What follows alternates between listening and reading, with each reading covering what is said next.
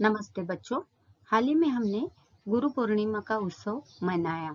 अपने अपने घरों में रहकर हमने अपने गुरु को वंदना किया, उनसे आशीर्वाद ले लिए ताकि यह जीवन रूपी भव सागर जो है हम आसानी से पार कर सके। केवल उन्हीं के मार्गदर्शन के वजह से या उन्हीं के ज्ञान के वजह से यह जो है शक्य होता है। तो ऐसे ही गुरु का महत्व बताने वाले दोहे आज हम पढ़ने वाले हैं। अपने हिंदी पाठ्यपुस्तक से 5वें अध्याय का अ भाग जो है वह आज हम अध्ययन करने वाले हैं। इसका नाम है गुरुबानी। यह गुरु नानक जी द्वारा लिखित दोहे हैं। तो आज हम उनकी जानकारी ले लेते हैं। तो किस तरह से गुरु नानक जी ने गुरु का महत्व जो है हमें बताया हुआ है। तो पहले कविता की ओर बढ़ने से पहले, दोहों की ओर बढ़ने से पहले हम कवि परिचय जो है वह जान। तो कवि गुरु नानक जी का जन्म जो है 15 अप्रैल 1469 को हुआ। रावी नदी के किनारे तलवंडी नामक ग्राम में हुआ। बचपन से ही आपका झुकाव आध्यात्मिक चिंतन और सत्संग की ओर रहा।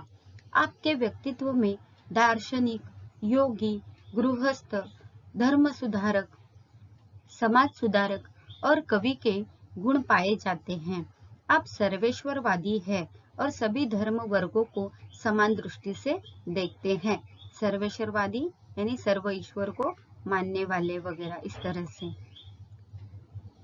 आपने विश्व बंधुत्व के विचार की पुष्टि की है। आपके भावुक और कोमल हृदय ने प्रकृति से एकात्म होकर जो अभिव्यक्ति की है वह अनूठी है। आपकी काव्य भाषा में फारसी, मुल्तानी, पंजाबी, सिंधी, खड़ी बोली और अरबी भाषा के शब्द समाये हुए हैं। यानी इनके काव्य में ये सारी भाषाएं जो है उनके शब्द जो है वह दिखाई पड़ते हैं या सम्मिलित हुए हैं। सहज सरल भाषा द्वारा आप अपनी बात कहने में आप सिद्धहस्त हैं। आपका निधन 1539 में हुआ। आइए अब हम देखते हैं इनकी प्रमुख कृतियां। गुरु ग्रंथ साहिबा आदि इनकी प्रमुख कृतियां हैं। अब हम बढ़ते हैं विधा परिचय की ओर।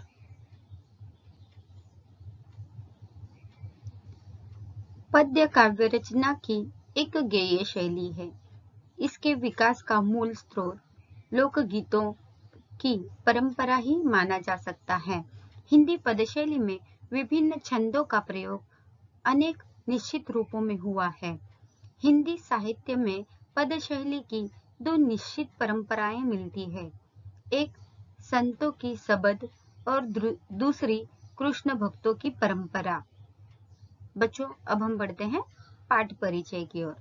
प्रस्तुत दोहों तथा पदों में गुरु नानक ने गुरु की महिमा, कर्म की महानता, सच्ची शिक्षा आदि विषयों पर अपने विचार व्यक्त किए हैं। यानी गुरु की महिमा जो है वह कितनी महत्वपूर्ण है, कितनी अनन्य साधारण है और जीवन में कर्म कितना महान होता है वो आदि के बारे में इस दोहों में बताया गया है। मनुष्य के जीवन को उदात्त और चरित्रवान बनाने में गुरु का मार्गदर्शन, मनुष्य के उत्तम कार्य और सच्ची शिक्षा का बहुत बड़ा योगदान रहता है। गुरु द्वारा दिया जाने वाला ज्ञान ही शिष्य की सबसे बड़ी पूंजी है। संसार मनुष्य की जाति का नहीं अपितु उसके उत्तम कर्मों का सम्मान करता है। मनुष्य का श्रेष्ठत्व उसके अच्छे कर्मों से सिद्ध होता है, न कि उसकी जाति अथवा वर्ग से। गुरु नानक ने कर्म कांड और बाह्य आडंबर का घोर विरोध किया है। अर्थात वह मूर्ति पूजा के खिलाफ थे और साथ ही साथ ये दिखावे का जो पूजा पाठ होता है उसके वह खिलाफ थे या उसका घोर विरोध जो है उन्होंने किया है। अब अभी हमने देखा कवि परिचय, उनकी प्रमुख कृतियां, विधा परिचय, पाठ परिचय। अब हम बढ़ते हैं दोहों की ओर।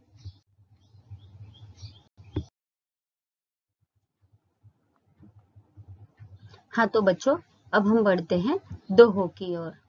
हाँ, नानक गुरु न चेतनी, मनी आपने सुचेत, छूते तिल बुवाड़ जीव, सुए अंदर खेत।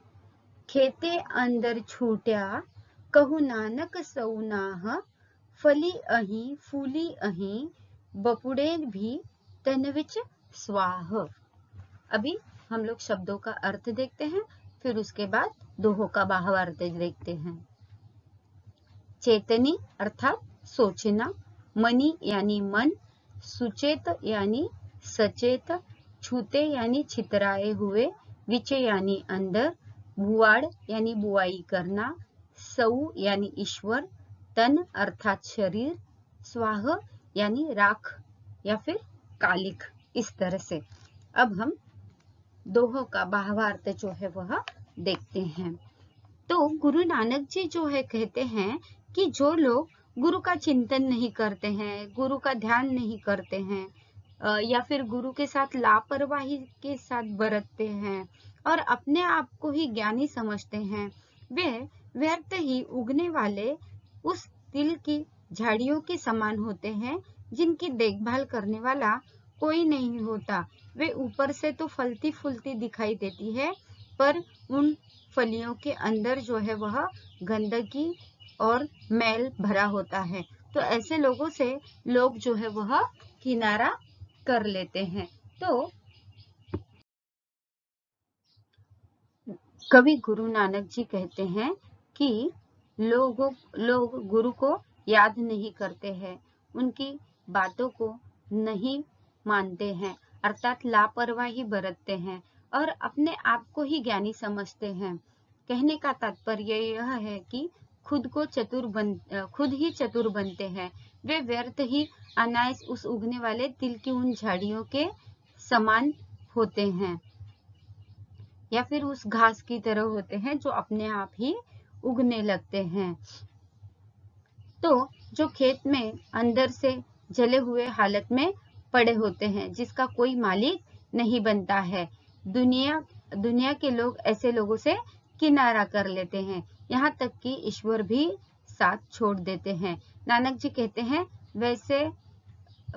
वैसे तो वे फलते फूलते दिखाई देते हैं, पर उनके भीतर झांक कर देखो तो गंदगी और मैल के सिवा कुछ दिखाई नहीं देता है। तो वैसे ही खेत में जली हालत में पड़े तिल की स्थिति भी वास्तविक मालिक के बिना कुछ और ही हो जाती है। तो ऐसे में दीन दुखी लाचार जले तिलों के 100 खसम अर्थात मालिक बन जाते हैं, जबकि उन फलने फूलने वाले तिलों की फली में राख ही होते हैं। कहने का तात्पर्य यह है कि गुरु का महत्व जो है हमारे जीवन में अनन्य साधारण होता है। आइए हम बढ़ते हैं आगे की पदों की ओर।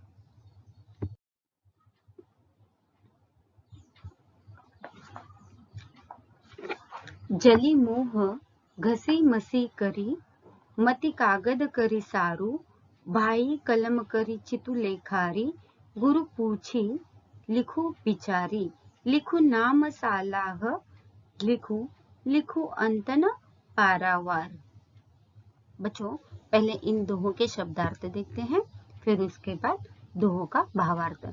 जली अर्थात जलकर, घसी यानी घिसकर, मसी यानी स्याही, मति यानी बुद्धि, सारू यानी अच्छा, भाई अर्थात प्रेम भाव, चितु यानी चित्त, लेखारी अर्थात लेखक, पूछी यानी पूछकर, बिचारी यानी सोचकर, पारावार यानी कोई आदि है न कोई अंत है।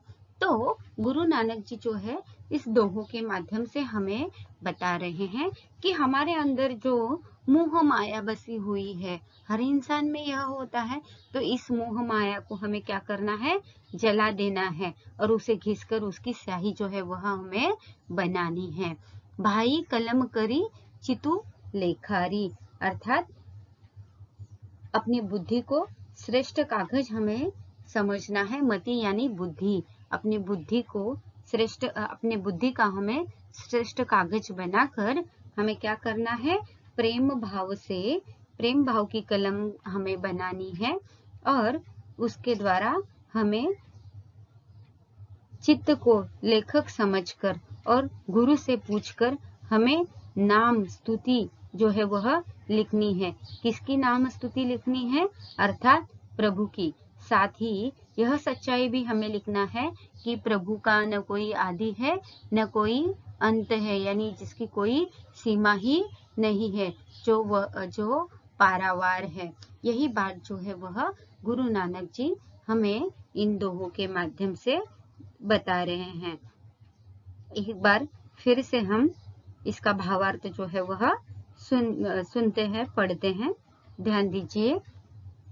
गुरु नानक जी कहते हैं कि मोह माया को जो है वह हमें जला देना है, घिसना है। अपने अंदर जो मोह माया बसी हुई है हमें उसको जला देना है। मति यानी बुद्धि का जो है वह कागज बनाना है, श्रेष्ठ कागज बनाना है, सुंदर कागज बनाना है और उसमें प्रेम भाव से जो है वह, प्रेम भाव की कलम जो है वह बनाकर, चित्त को लेखक बनाकर फिर गुरु से पूछकर हमें क्या करना है, ईश्वर का नाम जो है, ईश्वर की स्तुति जो है वह हमें लिखना है। और साथ में हमें यह भी लिखना है कि प्रभु का न कोई आदि है न कोई अंत है, यानी जिसकी कोई सीमा नहीं है, अर्थात वह क्या है, पारावार है। तो यही बात जो है वह गुरु नानक जी ने इन दोहों से हमें बताए हैं। आशा करती हूँ यह दोहे आपको समझ में आए होंगे। अब हम आगे की ओर बढ़ते हैं। मनरे अहिनसी हरिगुण सारी, जिनु खिनु पलु नाम न बिसरे, ते जन विरले संसारी। ज्योति ज्योति मिलाइए सुरती सुरती संजोगु, हिंसा हऊ में गतु गए नाही सहसा सोंगु। गुरु मुख जिसु हार मनी बसे, तिसु मिले गुरु संजोग। अर्थात पहले शब्दार्थ देखते हैं, फिर भावार्थ की ओर बढ़ते हैं। अहिनिसी यानी दिन रात, हरि यानी ईश्वर, सारी यानी स्मरण, जिन यानी जिने, खिनु पलु यानी क्षण, पल या हर पल, इस तरह से। हार यानी माला, हऊ में यानी हृदय में, मेल यानी मेले। तो गुरु नानक जी इन दोहों के माध्यम से बता रहे हैं कि हे मन, तू दिन रात भगवान के गुणों का स्मरण कर। जिन्हें एक क्षण के लिए भी ईश्वर का नाम नहीं भूलता, संसार में ऐसे लोग विरले होते हैं, यानी बहुत कम होते हैं।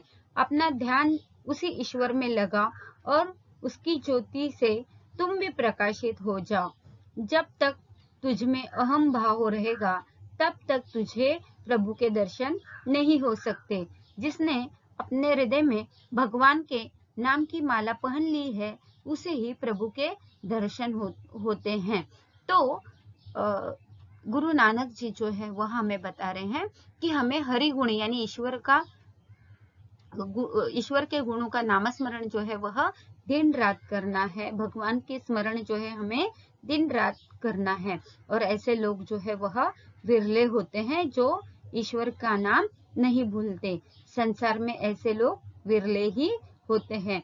अपना ध्यान जो है हमें केवल ईश्वर में ही लगाना है और उसी की ज्योति जो है, उसी के ज्योति से हम खुद भी प्रकाशित हो जाएंगे। जब तक हमारे अंदर का अहंकार जो है हम में रहेगा तब तक हमें प्रभु के दर्शन नहीं हो सकते हैं। तो इसीलिए हमें क्या करना है, अपने अंदर का अहंकार जो है वह मिटाना है। जिसने अपने हृदय में केवल भगवान के नाम की माला पहन ली है उसे ही प्रभु के दर्शन जो है वह होते हैं। यही बात जो है वह गुरु नानक जी हमें इन दोहों के माध्यम से बता रहे हैं। हे मन, तू दिन रात भगवान अर्थात परमात्मा के गुणों का स्मरण कर, उन्हें याद करता रहे। संसार में ऐसे लोग बहुत कम हैं जिन्हें एक क्षण के लिए भी प्रभु का नाम नहीं भूलता। अपना ध्यान उसी में लगाओ और उसी की ज्योति से अपनी जीवात्मा मिलाकर स्वयं प्रकाशित हो जाओ, अर्थात ईश्वर के साथ एकाकार हो जाओ। उसी में अपनी सुरती का मेल कर देने से हिंसा, कठोरता, अहंकार दूर हो जाता है। जो मनुष्य हृदय में भगवान के नाम की माला हार वह पहन लेता है, वह सच्चे मन से प्रभु का स्मरण करता है, गुरु के शरण में रहकर साधना करता है, तो गुरु उसे प्रभु के दर्शन व साक्षात्कार का पूरा अवसर वह प्रदान करता है। यही बात इन दोहों में गुरु नानक जी ने बताए हैं। अब हम बढ़ते हैं आगे की दोहों की ओर। आइए बच्चों, अब हम आगे के दोहे देखते हैं। तेरी गतिमति तू ही जाने, क्या को आखी वखाणे। तू आपे गुप्ता आपे प्रगटू, आपे सब रंग भाणे। साधक सिद्ध गुरु बहु चेले, खोजत फिरही फरमाणे। समही बधु पाई इही, भिक्षा तेरे दर्शन कऊ कुरवाणे। उसी की प्रभु खेल रचाया, गुरुमुख सोभी होई। नानक सब जुग आपे वर्ते, दूजा और न कोई। आइए बच्चों, अब हम शब्दार्थ देखते हैं। वखाणे अर्थात बखान करना, वर्णन करना। गुप्ता यानी अप्रकट, प्रगटू यानी प्रत्यक्ष, सब यानी अनेक, साधक यानी भक्त, कुर्बाने अर्थात कुर्बानी, सोझी अर्थात समझदार, जुग यानी युग, दूजा यानी दूसरा। तो यहाँ पर गुरु नानक जी कहते हैं कि हे प्रभु, अपनी शक्ति के सब रहस्यों को केवल तुम ही जान सकते हो। इसका वर्णन या इसकी व्याख्या कोई और नहीं कर सकता है। और आगे बता रहे, तू आपे गुप्ता आपे प्रगटू आपे सबरंग भाणे, यानी तू ही प्रकट रूप है, तू ही अप्रकट रूप है, तुम्हारे अनेक रंग है और ये सारे तुम ही जानते हो, इसे कोई और नहीं जानता है। साधक सिद्ध गुरु वहु चेले, खोजत फिरही फरमाणे, अर्थात अनगिनत भक्त, सिद्ध, गुरु, शिष्य तुम्हें ढूंढते फिरते हैं। क्या कर रहे हैं? खोजत फिरही फरमाने, यानी तुम्हें ढूंढ रहे हैं, तुम्हारे दर्शन पाना चाहते हैं। समही बंधु पाई यह भिक्षा, तेरे दर्शन कऊ कुरवाने। तो आगे बता रहे हैं कि अनगिनत भक्त, सिद्ध, गुरु और शिष्य तुम्हें ढूंढते फिर रहे हैं। हे प्रभु, जिन्होंने नामस्मरण किया है उन्हीं को प्रसाद रूपी भिक्षा यानी तुम्हारे दर्शन भिक्षा के रूप में, प्रसाद के रूप में उन्हें मिल जाएंगे या उन्हें ही प्राप्त हो जाएंगे जो तुम्हारे नामस्मरण करते हैं, जो आपका नाम जपते हैं, आपका नाम याद रखते हैं, ध्यान करते हैं आपका। इन्हीं लोगों को वह आपके दर्शन प्राप्त हो जाएंगे।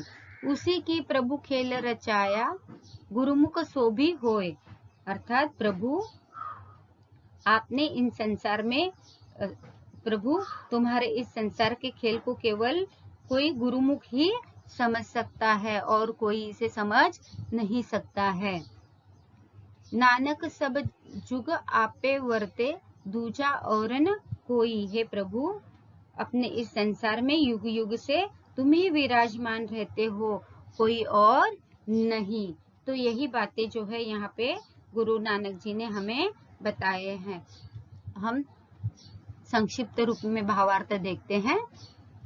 गुरु नानक जी कहते हैं कि हे प्रभु, अपनी शक्ति के सब रहस्यों को केवल तुम ही जानते हो, इनकी व्याख्या कोई दूसरा नहीं कर सकता है। और वह कैसे करेगा?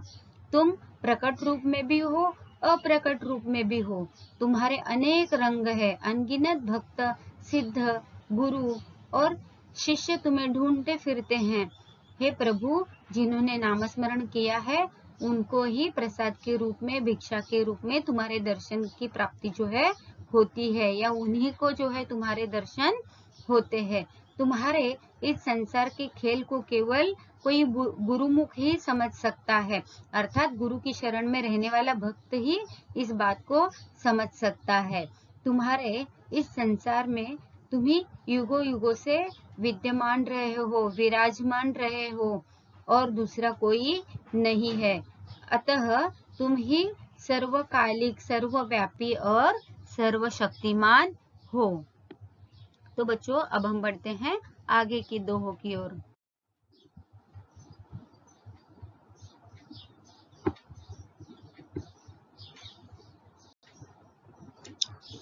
गगन में काल रविचंद दीपक बने, तारका मंडल जनक मोती, धूप मलयानिल पवनु चवरो करे, सकल वनराई कुलंत ज्योति, कैसी आरती होई भवखंडना, तोरी आरती, अनाहत शब्द बाजत भेरी।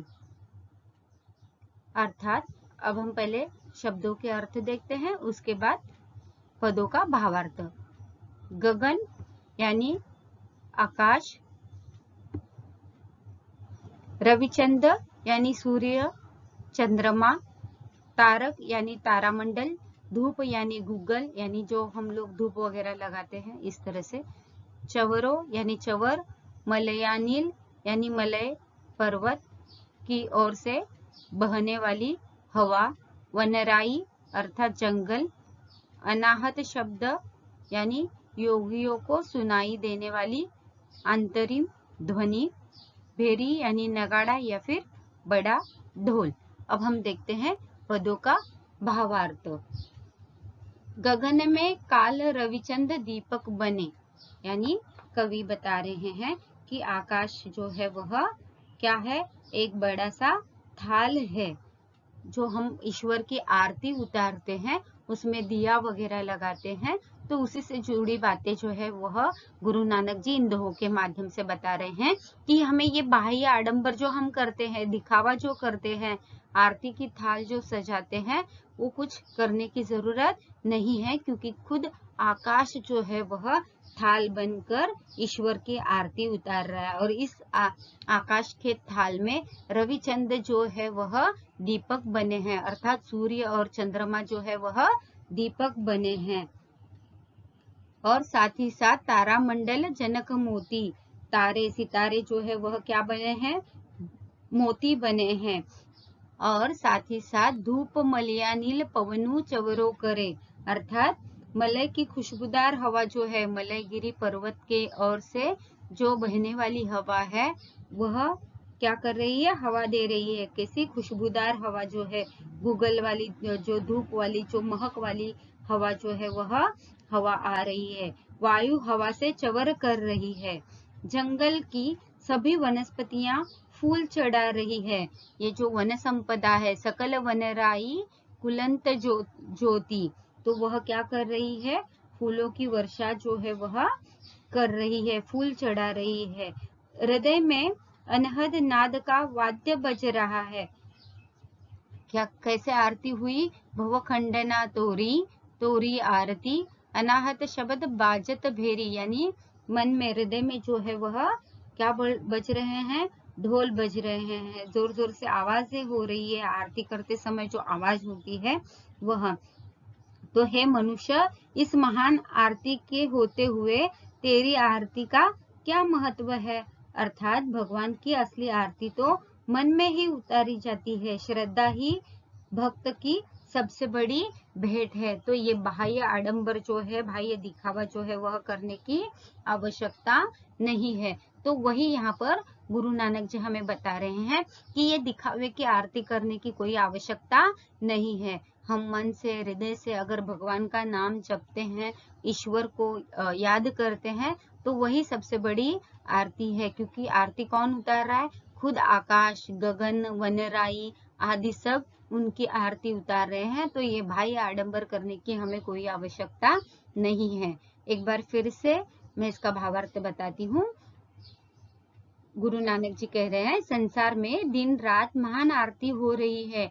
आकाश रूपी आरती के थाली में सूर्य और चंद्रमा दीपक के समान जल रहे हैं। तारा मंडल मोतियों की तरह सुशोभित है। मलय पर्वत से आती चंदन की खुशबूदार हवा को धूप महक रहा है। वायु चवर से हवा कर रही है। जंगल के सभी वृक्ष जो है वह फूल चढ़ा रहे हैं।